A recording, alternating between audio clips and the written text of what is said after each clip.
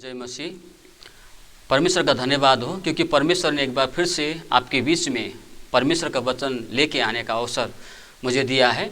और साथ ही साथ मैं उन सारे दोस्तों का मैं धन्यवाद करता हूं जिन्होंने हमारे वीडियो को देखा और देखते भी हैं और शेयर भी कर देते हैं, सब्सक्राइब कर देते हैं।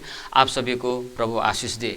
प्रियो, हम सभी किसी न किसी समाज से जुड़े हुए हैं। हम सभी किसी न किसी परिवार में रहते हैं और इसके कारण हम अपने समाज के लिए, हम अपने परिवार के लिए और अपने व्यक्तिगत जीवन के लिए भी हमें बहुत सारे कार्यों को करने की आवश्यकता पड़ती है। हम बहुत सारे कार्यों को करते हैं, लेकिन कभी कभी हम जो कार्य करते हैं वो हम सावधानी के साथ, हमें होशियारी के साथ हमें करने की आवश्यकता होती है। हम सावधानी के साथ न करने के कारण, हम होशियारी के साथ उस कार्य को न करने के कारण कभी कभी जो कार्य हम करते हैं ना वो हमारे लिए नुकसानदेह साबित होती है, हमें नुकसान पहुंचाती है। जैसे उदाहरण के लिए हम अपने परिवार के लिए जो भी कार्य करते हैं, छोटे से बड़ी, चाहे वो परिवार के लिए एक खाना बनाने का, एक सब्जी काटने का कार्य क्यों ना हो, किसी पेड़ों पर चढ़ने का कार्य क्यों ना हो, बाजार में जाकर किसी सामान को खरीदने का कार्य क्यों ना हो, कहीं पर यात्रा में जाने का कार्य क्यों ना हो, या कोई सवारी आप चलाते हैं, चाहे साइकिल हो, बाइक हो या गाड़ी हो, जो भी हो आप चलाते हैं, अगर वो सारी काम जो हम करते हैं अगर हम होशियारी के साथ नहीं करते हैं, उसमें हम सावधानी नहीं बरतते हैं, हम सतर्क नहीं रहते हैं, तो वो हमारे लिए नुकसानदेह साबित होता है। प्रियो, जिस प्रकार हमें छोटे से छोटे कार्य करने के समय हमें सावधानी के साथ करने पड़ती हैं। अगर हम सब्जी भी काट रहे हो तो सब्जी हम छुरी से काटते हैं, अगर उसमें थोड़ी सी भी लापरवाही हो तो हमारे हाथ कटने की संभावनाएं होती है। अगर आप यात्रा में होते हैं तो यात्रा में भी आपको सावधानी बरतनी होती है, क्योंकि कई सारे लूटने वाले, कई सारे धोखा देने वाले लोग लूटने की फिराक में रहते हैं। जब आप बाजार में खरीदारी के लिए जाते हैं तो उस वक्त भी आपको सही होशियारी के साथ उन सारी चीज़ों को खरीदना पड़ता है, नहीं तो उसमें भी आपको धोखा हो जाता है। डुप्लीकेट सामान आपके घर में आ जाएगी और आपको नुकसान हो सकता है। छोटी सी छोटी कार्य, चाहे आप बीमार हो, बड़ी से बड़े से कार्य क्यों ना हो, जब हम बीमार होते हैं उस वक्त भी हमें बहुत ही सावधानी बरतने की आवश्यकता होती है। क्या चीज़ को खाना है, क्या चीज़ को नहीं खाना है। अगर हम सावधानी नहीं बरतते हैं तो जितनी हमें बीमार होनी चाहिए उससे कहीं ज़्यादा हम ग्रसित हो जाते हैं, हम बीमार हो जाते हैं।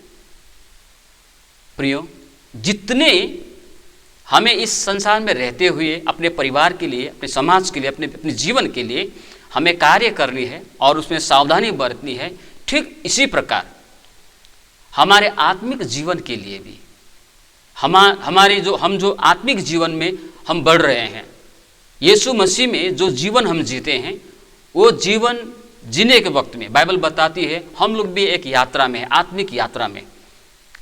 और हमारे आत्मिक जीवन के लिए जब हम यात्रा में होते हैं बहुत सारे कार्य हम करते हैं, बहुत जगह उठना बैठना पड़ता है, बहुत लोगों के साथ में चलना फिरना पड़ता है, बहुत जगहों पर जाना पड़ता है, बहुत लोगों से बातचीत करना पड़ता है, बहुत लोगों के साथ में संगति करना पड़ता है। आत्मिक जीवन में भी जिस प्रकार भौतिक, शारीरिक और सांसारिक जीवन में हमें छोटी से छोटी या बड़ी से बड़ी कार्य करने के लिए हमें सावधानी बरतने की आवश्यकता होती है, उसी प्रकार हमें आत्मिक जीवन में भी हमें सावधानी बरतने की आवश्यकता है। हमें सचेत रहना है, हमें सावधान रहना है। अगर हम सावधानी के साथ में हमारी आत्मिक यात्रा में हम नहीं चल रहे हैं, होशियारी के साथ में अगर हम आत्मिक यात्रा, अपने विश्वास में हम लोग नहीं चल रहे हैं, तो वो हमारे लिए नुकसानदेह साबित हो सकती है। जिस प्रकार मैंने तभी आपको बताया, छोटी से छोटे कार्य को अगर हम लोग होशियारी के साथ नहीं करते हैं तो हमारे नुकसान हो सकते हैं। एक बार एक व्यक्ति यात्रा कर रहे थे, यात्रा में वो सो गया। उसके पास में जो था, मोबाइल था, वॉलेट था, जो भी था, लूटने वालों ने लूट कर ले गया। किसी ने खाना कुछ खिला दिया, बेहोश हो गया। अगर उस वक्त में वो होशियारी होता तो खुद को भी बचाता, खुद के धन को भी बचा पाता, खुद की चीज़ों को भी बचा पाता। ये सारी बातें जो है हमारे, जब हम संसार में रहते हैं, हम जो परिवार के लिए करते हैं, उसमें हमको होशियारी रहने की आवश्यकता पड़ती है। ठीक इसी प्रकार आत्मिक जीवन में भी है। और आज मैं आपसे इसी विषय पर, आत्मिक जीवन में हमें होशियार रहना है। आत्मिक जीवन में जब हम बढ़ रहे हैं, आत्मिक यात्रा में जब हम चल रहे हैं, विश्वास की यात्रा में जब हम हैं, तो हमें कई सारे क्षेत्रों पर हमें सावधानी बरतने की आवश्यकता है। प्रियो, जब हम बाइबल में देखते हैं, निर्गमन की पुस्तक 34 अध्याय 11 और 12, यहाँ पर ऐसा कहता है, परमेश्वर यहोवा परमेश्वर, निर्गमन की पुस्तक 34 अध्याय और 11-12, जो आज्ञा मैं आज तुम्हें देता हूं उसे तुम लोग मानना। देखो, मैं तुम्हारे आगे से एमोरी, कनानी, हित्ती, परिज्जी, हिब्बी और यबूसी लोगों को निकालता हूं। इसलिए सावधान रहना कि जिस देश में तू जाने वाला है उसके निवासियों से वाचा न बांधना, कहीं ऐसा न हो कि वो तेरे लिए फंदा ठहरे।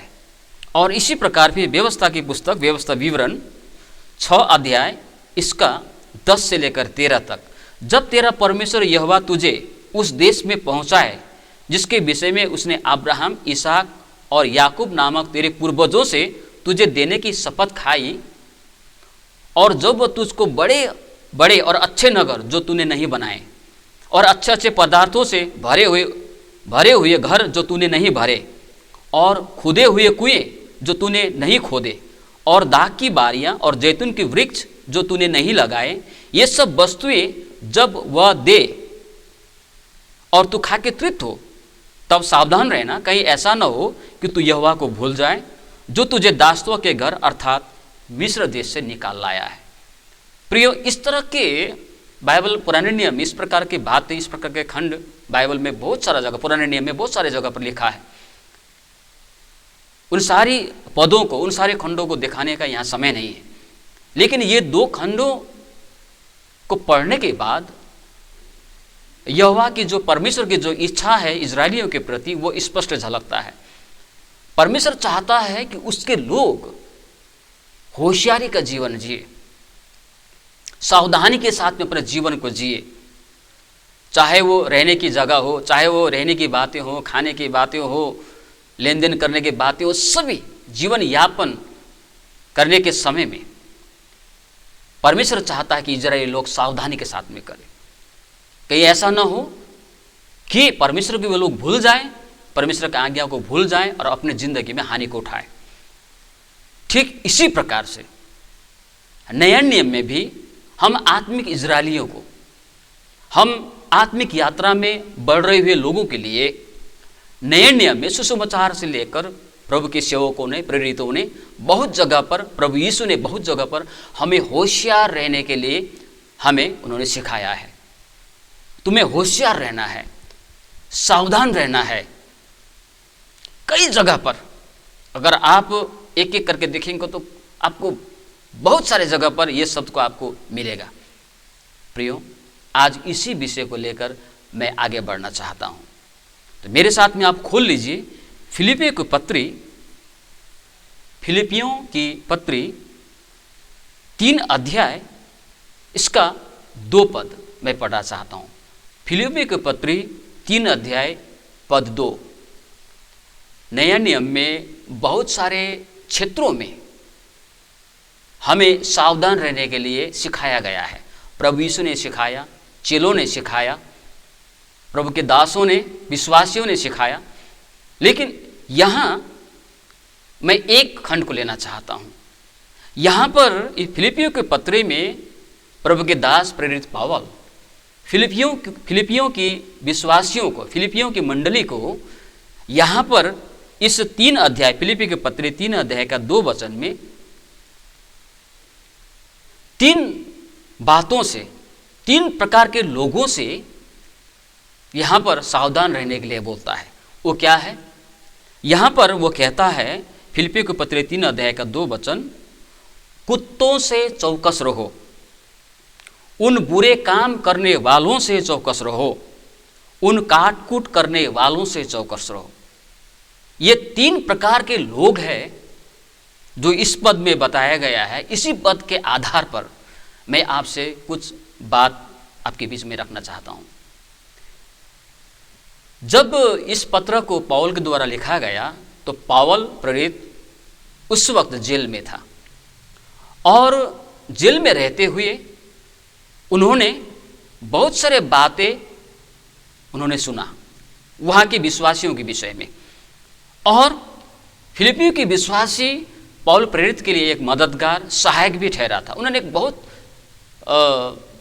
धन के संबंध में हो, कई सारे और क्षेत्रों में फिलिपियों की मंडली ने काफ़ी सहयोग किया था प्रेरित पौल को, इसलिए शुरू में उन्होंने उन्हें धन्यवाद के साथ शुरू किया है। लेकिन प्रेरित पौल जेल में रहते हुए उन्होंने ये भी सुना कि फिलिपियों की मंडली में कुछ ऐसे लोग हैं, कुछ ऐसे झुंड है, कुछ इस प्रकार के लोग भी हैं जो सच्चे विश्वासियों को, जो आत्मिक यात्रा में बढ़ रहे हैं, जो प्रभु यीशु के विश्वास में आगे बढ़ रहे हैं, विश्वास के जीवन में, आत्मिक जीवन में आगे बढ़ रहे हैं, ऐसे लोगों को वे लोग नाश करने पर तुले हैं। कुछ ऐसे लोग हैं जो उन्हें भटकाना चाहते हैं, जो उन्हें धोखा देना चाहते हैं, प्रभु यीशु के विश्वास से दूर करना चाहते हैं। कुछ ऐसे लोग हैं। इस बात को भी पता चलने के कारण प्रेरित पौल यहाँ पर विश्वासियों के लिए कहता है। वो क्या कहता है? यहाँ तीन प्रकार के लोग हैं। एक है, वो है कुत्तों से सावधान रहो। एक बात कहता है, वो पहले झुंड है वो कुत्ता। ये आखिर पौल प्रेरित किन लोगों को ये कुत्ता, ये कुत्तों से सावधान, ये कुत्तों शब्द जो है किसके लिए प्रेरित पौल यहाँ पर प्रयोग कर रहा है? प्रियो, ये वो लोग थे, अपनी जो झूठी शिक्षा है, अपनी जो झूठी ज्ञान है, वो जिस प्रकार कुत्ते भौंका करते हैं, जहाँ भी जाते हैं भौंकते हैं, उसी प्रकार से ये लोग अपनी जो झूठी शिक्षाएं हैं, वो जहाँ भी जाते हैं, जिस विश्वासी के पास में जाते हैं, जिस व्यक्ति के पास में जाते हैं, वहाँ पर अपने झूठी शिक्षा को वे लोग फैलाने की कोशिश करते और उन विश्वासियों को, उन विश्वासियों के हृदय में संदेह उत्पन्न कराते थे। विश्वास में कमजोर वो लोग कराने का वो लोग को प्रयास था। जो सत्य था, जो सच्चाई था, उससे वंचित कराने का वो लोग का लक्ष्य होता था। और जिस राह पर चलनी चाहिए विश्वासियों को, जिस विश्वास में आगे बढ़ने चाहिए, उनमें न बढ़कर कई सारे विश्वासी लोग जो थे, वे ऐसे लोगों के जो कट्टर यहूदी थे, इनके जो झूठी शिक्षाएं थी, उनके पीछे लगकर अपने विश्वास के जीवन को उन्होंने खो दिया था। आत्मिक जीवन में वे लोग कमजोर पड़ चुके थे। ऐसे लोगों को, प्रियो, क्या आज भी हमारे बीच ऐसे लोग नहीं हैं? क्या आज भी हमारे समाज में, हमारे कलीसियाओं में ऐसे लोग नहीं हैं जो मनगढ़ंत कहानी को सुनाते हुए, झूठी शिक्षाओं को सुनाते हुए, वे लोग दूसरे जिन्होंने प्रभु नहीं पाया है उनके घर में न जाकर विश्वासी घर में जाते हैं और पहले से ही जो विश्वास है उनके विश्वास को कमजोर करते हैं, उन्हें दुविधा में डाल देते हैं, उनके हृदय में संदेह आ जाता है, कौन सा सही कौन सा गलत, इस असमंजस में लोग पड़ जाते हैं। इन सारे ऐसे इस प्रकार के लोगों के कारण क्या ऐसे लोग आज हमारे समाज में नहीं है, हमारे कलीसिया में नहीं है, हमारे चर्च में नहीं है? प्रियो, आज हमें पहली बात पौल प्रेरित ऐसे लोगों से हमें सावधान रहने के लिए बोलता है। प्रियो, हम सब घर में हम लोग कुत्ते को पालते हैं, मेरा घर में भी है। कुत्ता जो है, ऐसा कहते हैं कुत्ता बहुत ही वफादार जानवर है और ये बात सच भी है, और लोग पालते हैं अपने घर में कुत्ता को घर के अंदर। लेकिन बाइबल में कुत्ता का कुछ ऐसे स्वभाव, कुत्ता का कुछ ऐसा स्वभाव है जो बाइबल ने कुछ जगहों पर इसका उल्लेख किया है।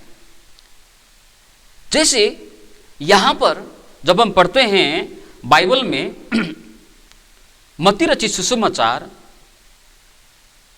7:6, यहाँ पर ऐसा प्रभु ने ऐसा कहा, पवित्र वस्तु कुत्तों को मत दो, पवित्र वस्तु कुत्तों को न दो और अपने मोती सूअरों के आगे मत डालो, ऐसा न हो कि वे उन्हें पांवों तले रौंदे और पलटकर तुमको फाड़ डाले। यहाँ पर दो पशुओं का नाम प्रभु ने उल्लेख किया, एक है कुत्ता, एक है सूअर। और ये दोनों का स्वभाव क्या है? ये लोग जो है ना, ये जो पशु है, मूल्यवान चीजों जो कीमती है, इनके लिए उसका कोई मायने नहीं रखता है। अगर उनके आगे आप हीरे भी देंगे, हीरे भी डालेंगे, मोती भी डालेंगे, सोना चांदी रुपये पैसे जो भी आप कीमती से कीमती सामान क्यों ना डालिए, उसके लिए वो कोई मायने नहीं रखता है। इसके विपरीत वो उसके आगे देने वालों को वो झपट सकता है, उसे हानि पहुंचा सकता है, उसे फाड़ डाल सकता है वो। तो अब हमारे लिए जब यहाँ पर पौल बोल रहा है उस समय के विश्वासी के लिए, वैसे लोगों से आपको और मुझे आज सावधान रहने की जरूरत है। कैसे लोग? ये लोग हैं जिनके जीवन में कई सारे आत्मिक मूल्यवान वस्तुओं का कुछ मूल्य नहीं होता है। ये लोग विश्वासी तो कहलाते हैं, अगुए तो कहलाते हैं, विश्वासी हुए 5 साल 10 साल 15 साल 20 साल न जाने कितना साल हुए, लेकिन आज भी इनके जीवन में, इनके हृदय में आत्मिक चीज़ों का कोई महत्व नहीं होता है। आत्मिक बातों का इनके लिए एक विश्वासी होने के बावजूद भी कोई मायने नहीं रखता है। जैसे यहाँ पर जो कुत्ते और जो सूअर, जो इनके लिए जो मूल्यवान वस्तुएं कोई मूल्य नहीं रखता है, कोई मायने नहीं रखता है, उसी प्रकार चर्च के कई सारे जवान बच्चे हैं, जब जवान हो जाता है तो शादी करना होता है। किसके साथ शादी करना है? किसके साथ शादी करने से मेरे जीवन में परमेश्वर की आशीष आएगी? किसके साथ शादी करने से मेरे जीवन में आशीष नहीं आएगी, परमेश्वर का अनुग्रह नहीं रहेगा? उससे कोई मतलब नहीं उसको। बाइबल क्या सिखाती है इस विषय में? उद्धार क्या है?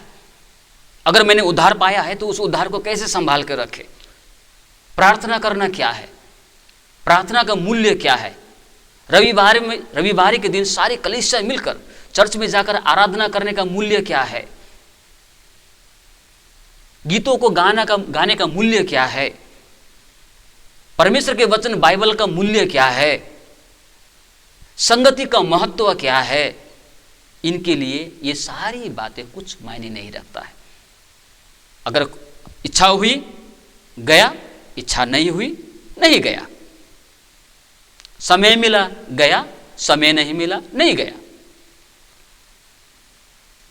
और आज हमें पौलुस इस बात को बताता है कि ऐसे लोग जिनकी दृष्टि में आत्मिक बातों का कोई महत्व नहीं है, आत्मिक संगति का कोई मूल्य नहीं है, आत्मिक चीजों का कोई मूल्य उनके लिए, उनकी दृष्टि में नहीं है, ऐसे लोगों से आपको और मुझे सावधान रहना है, होशियार रहना है।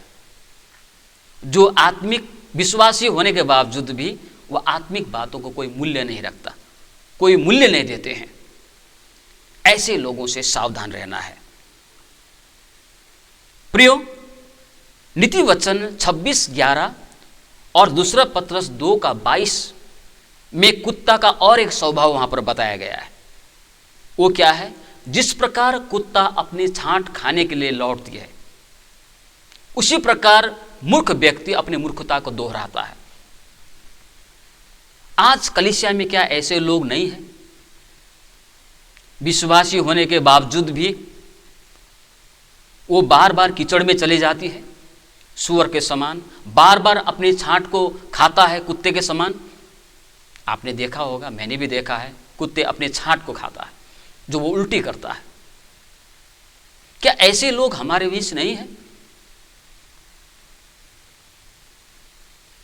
जब एक व्यक्ति से मैं जानता हूँ उनको, वो विश्वासी है, बहुत ज़्यादा दारू पीता है, विश्वासी तो है, और समझाने के बाद वो इतना पछताप करता है, इतना रोता है, वो मगरमच्छ के आंसू वो बहाता है। लेकिन 2 दिन बाद फिर वहीं पर उसी दुकान में वो जाता है और पी पा के नाली में लौट के बैठता है। वो फिर समझाए, फिर चर्च में आता है, फिर पछताता है, फिर 2 दिन बाद पैसा आने पर फिर उसका वही अवस्था। मैंने आपको एक उदाहरण दिया। क्या आज इस प्रकार के लोग जो बार बार जो अपनी मूर्खता को दोहराता है, इस प्रकार कुत्ते अपने छांट को खाता है, जो छोड़ दिया जैसा करता है, लेकिन वास्तव में फिर दोबारा उसी जगह पर जाता है, क्या ऐसे लोग हमारे कलीसियाओं में नहीं हैं? ऐसे चर्च में नहीं हैं? ऐसे लोग हमारे चर्च में नहीं हैं? प्रियो, कुत्ते का ये एक दूसरा स्वभाव है। प्रियो, आज ऐसे लोगों से भी आपको और मुझे और हमारे अच्छे सच्चे विश्वासियों को हमें सावधान कराना है, क्योंकि ये बार बार मना करने के बावजूद भी उस चीज का सेवन करते हैं, उस कार्य को करते हैं। ऐसे लोग हमारे कलीसियाओं में आज भी विद्यमान है। प्रियो, ऐसे लोगों से हमें सावधान रहना है, हमें सतर्क रहना है, कहीं हमारा भी वही हाल ना हो, कहीं उनके जैसा हमारा भी हाल ना हो, इसलिए हमें सावधान रहना है। और दूसरी बात यहाँ पर बताता है फिलिप्पियों के पत्री, यहाँ पर दूसरी बात जो पौलुस ने कहा वो है बुरे काम करने वालों से सावधान रहो। बुरे काम करने वालों से, बुरे काम, जो लोग बुरे बुरे कार्य को किया करते हैं, उस तरह के लोगों से हमें सावधान रहना है। पहला यूहन्ना 3:12, पहला यूहन्ना का पत्र 3:12 में कैन के लिए क्या कहता है? या पहला यूहन्ना 3:12 में कैन के लिए यहाँ पर कहता है, और कैन के समान न बने जो उस दुष्ट से था और जिसने अपने भाई को घात किया, और उसे किस कारण घात किया? इस कारण कि उसके काम बुरे थे और उसके भाई के काम धर्म के थे। कैन ने, बाइबल में कैन ने अपने भाई हाबिल की हत्या की। क्यों? क्योंकि उनके कार्य जो है वो बुरा था, वो बुरे कार्य किया करता था। बुरे कार्य, हमारे हृदय में अगर बुरी सोच, बुरी कार्य है तो हमारे जीवन से वही बाहर होगा। हृदय में क्रोध भरा है तो वो क्रोध हमारे कार्य में परिणत होता है। ऐसे लोगों से जो बुरे कार्य किया करते हैं, ऐसे लोगों से भी हमें सावधान रहने की जरूरत है। इफिसी 2:10 वहां पर इस प्रकार से कहता है कि हम यीशु मसीह में भले कार्य करने के लिए, भले भले काम को करने के लिए हमें बुलाया गया है, हम सृजे गए हैं यीशु मसीह में। मैं धन्यवाद देता हूं उन सारे लोगों के लिए। कई सारे एनजीओज हैं, कई सारे और भी कलीसियाएं हैं, कई सारे विश्वासी हैं, कई सारे अन्य लोग भी हैं जो लोग विश्वासी भी नहीं है, जो क्रिश्चियन भी नहीं है, वो लोग आज समाज सेवा का काम कर रहे हैं, भले भले कार्य कर रहे हैं। प्रभु उन सभी को आशीष दे। सिर्फ मसीह ही नहीं, और भी कई सारे लोग जो है भले कार्य करते हैं। प्रभु उनके सारे परिवार में, मेहनत परिश्रम में, उनके व्यापार में प्रभु आशीष दे। लेकिन संसार में भले कार्य करने वालों की संख्या से ज़्यादा बुरे काम करने वालों की संख्या ज़्यादा है। ये आप भी जानते हैं, मैं भी जानता हूँ। ऐसे लोगों से आपको और मुझे सावधान रहना है। किन लोगों से? जो बुरे कार्य करते हैं,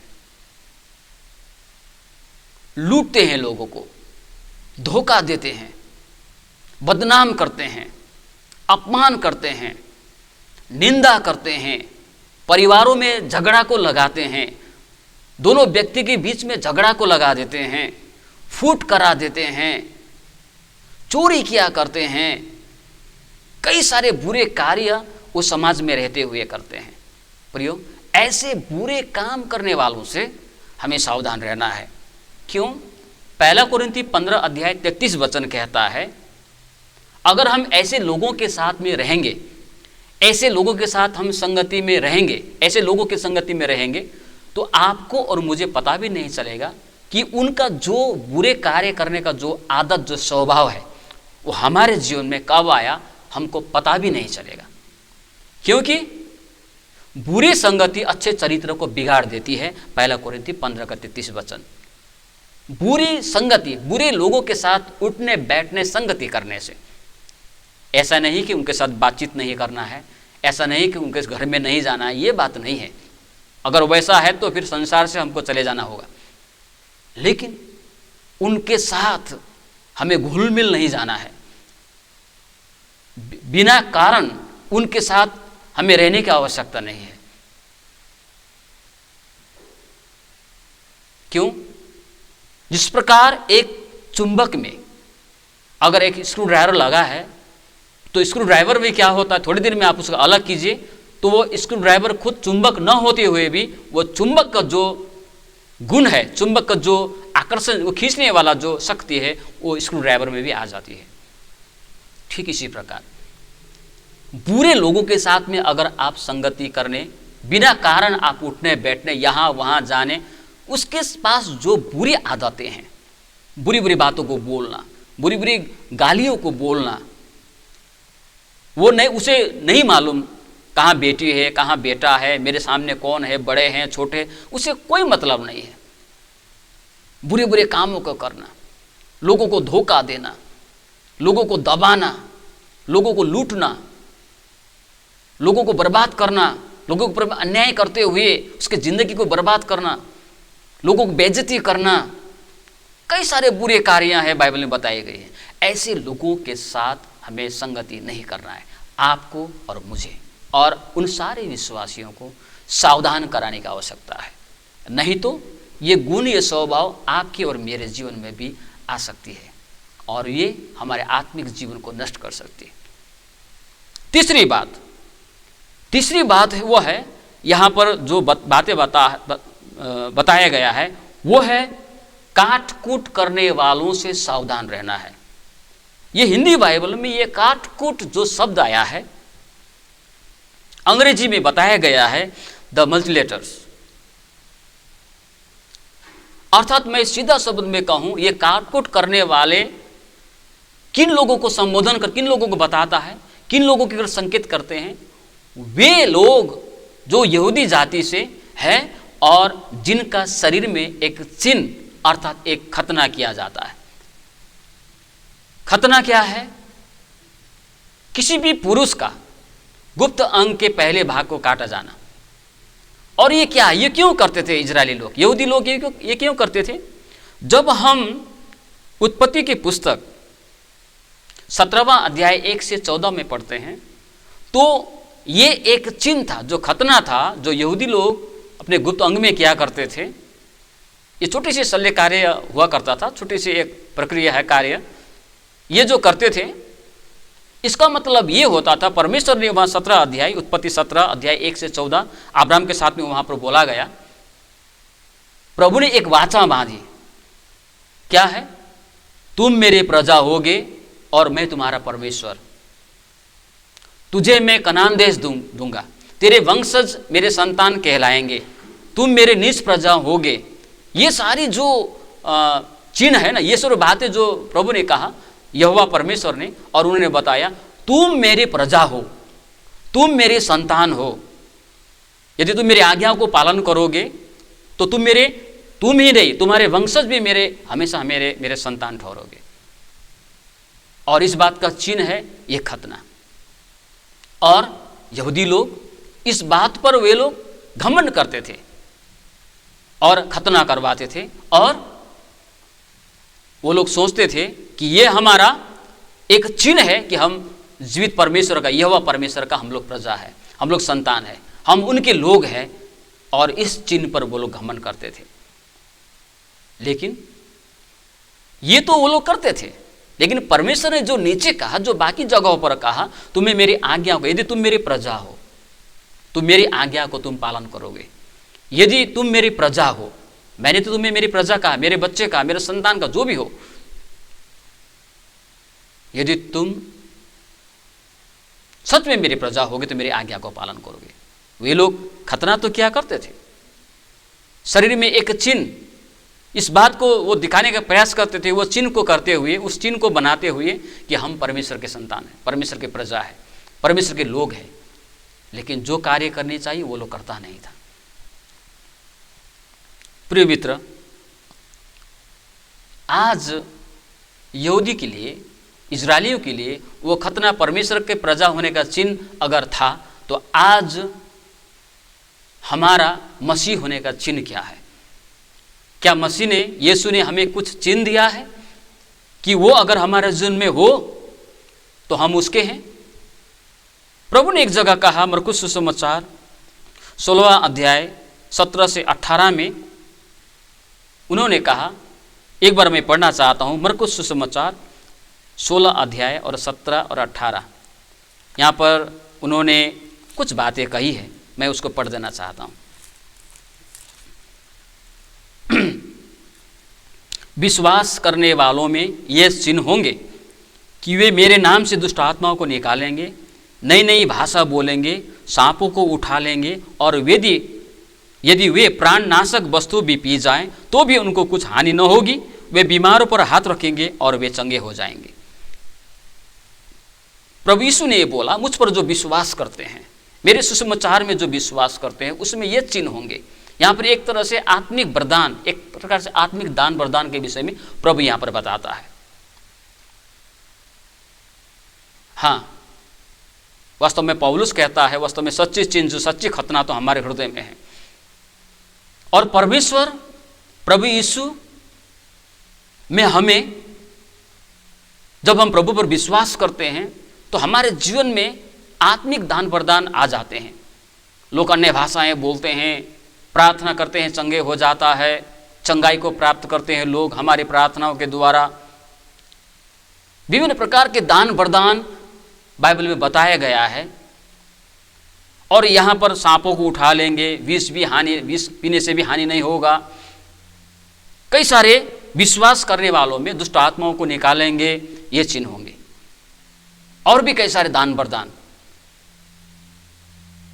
लेकिन हम एक बात भूल जाते हैं, जो भी व्यक्ति दान वरदान से भरे हुए हैं, आज हमारे कलीसियाओं में ऐसे लोग हैं जो दान वरदान से भरे हुए लोग हैं। उनके प्रार्थना करने से लोग चंगे हो जाते हैं, उनके प्रार्थना करने से दुष्ट आत्मा निकलते हुए जाती है। वो भविष्यवाणी क्या करते हैं, अन्य भाषाएं बोलते हैं। लेकिन दुख की बात, आज ये चिन्ह उसके जीवन में है, लेकिन इसका दुरुपयोग किया जा रहा है। आज इनके लिए पैसे देना पड़ता है, आज इसके लिए धन देना पड़ता है, प्रार्थना करवाने के लिए धन देना पड़ता है। और कलीसिया में कोई अन्य भाषा बोला करते हैं, कोई भविष्यवाणी क्या करते हैं, और घमंड से भरा रहते हैं कि हम परमेश्वर के आत्मा पाए हुए लोग हैं। परंतु बाइबल कहती है ये सब तो समाप्त हो जाएगी।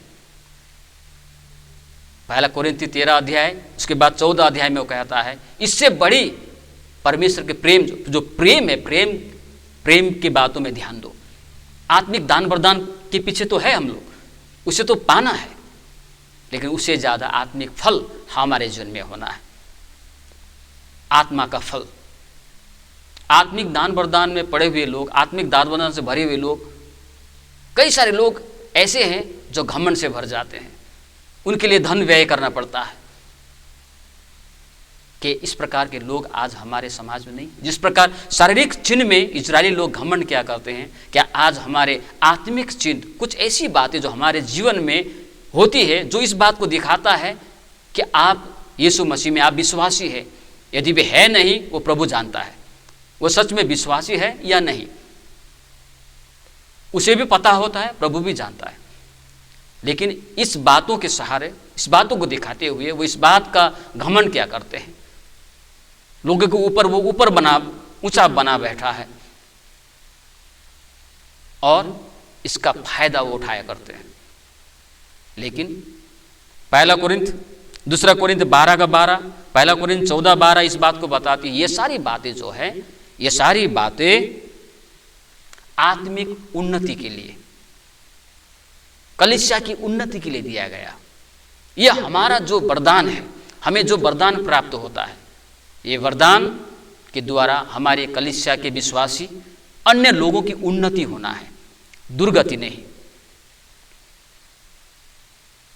अगर ऐसे लोग जो अपने आत्मिक दान वरदानों पर फूलते हैं, अपने दान वरदानों के लिए उसके लिए बहुत कुछ करना पड़ता है,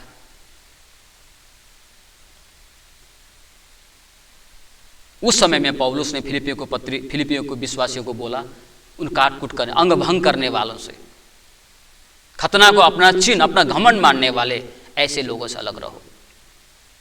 वे लोग कहा करते हैं कि प्रभु यीशु में सिर्फ विश्वास करने से नहीं होगा। प्रेरित की पुस्तक 15 का 1, प्रेरित की पुस्तक 15 अध्याय 1 वचन, सिर्फ यीशु मसीह विश्वास करने से उद्धार नहीं मिलेगा, आपको खतना भी करवाना पड़ेगा। ऐसे लोग भी आज हमारे बीच में हैं। कई लोग ऐसे हैं, अगर आप विश्वासी हैं तो आपको अन्य भाषा बोलना पड़ेगा, अगर आप विश्वासी हैं तो आपके प्रार्थना से लोग जाति होना है, अच्छा ही होना है, चंगा होना है। कई सारे लोग आज भी इस प्रकार के बातें कहते हैं चर्च में, और सच्चे विश्वासी कच्चे विश्वासियों को कमजोर कर देते हैं, दुविधा में असमंजस में डाल देते हैं, संदेह में डाल देते हैं। प्रियो, ऐसे लोगों से हमें सावधान रहना है। प्रभु ने कहा, यदि तुम मेरे चेले हो तो आपस में प्रेम करो, एक दूसरे के साथ में प्रेम करो। हमारी पहचान या आत्मिक वरदान नहीं, हम यीशु में अगर है, हम मसीह में है, तो हमारा वो चिन्ह है, वो क्या है? वो है हम आपस में प्रेम करें, एक दूसरे के साथ में प्रेम करें। प्रियो, ये 3 बातें आज मैंने आपके बीच में रखा। बहुत सारी बातों से हमें सावधान रहने के लिए बाइबल हमें बताती है, लेकिन आज इस खंड में पौलुस ने जो 3 प्रकार के लोगों से जो हमें सावधान रहने के लिए बोला है, हमें सावधान रहना है इस प्रकार के लोगों से। अगर हम लोग सावधान नहीं रहेंगे तो ये लोग हमारे आत्मिक जीवन को नाश कर देंगे, हमारी आत्मिक यात्रा को रोक देते हैं, हमारे विश्वास के जीवन को समाप्त कर देते हैं, और जिस रास्ते में हमको जाना चाहिए, जिस रास्ते में होकर बढ़ने चाहिए, उधर न जाकर, उस रास्ते पर न बढ़कर हम अन्य रास्ते में, जो प्रभु का रास्ता नहीं है, उस रास्ते में हम लोग चलने के लिए आरंभ करेंगे, अगर ऐसे लोगों के साथ हम रहे। इसलिए उस जमाने में पौलुस ने ऐसे लोगों से अलग रहने के लिए फिलिपियों को मंडली के लिए कहा, तो आज ये हमारे लिए, हमें भी आज ऐसे लोगों से हमें अलग रहना है, क्योंकि इस प्रकार के लोग, इस प्रकार के स्वभाव से भरे हुए लोग आज भी हमारे कलीसिया में, हमारे चर्च में, हमारे लोगों के बीच आज भी विद्यमान है। अगर ऐसे व्यक्ति नजर आता है तो ऐसे लोगों से आपको और मुझे सावधान रहना है, और उन विश्वासियों को भी सावधान कराना है, नहीं तो यह हमारे जीवन को हानि पहुंचा सकती है। प्रभु आज के इस छोटे से वचन में आपको और मुझे, आप सभी को प्रभु आशीष दे। आमीन। आप सभी को फिर से जय मसीह की।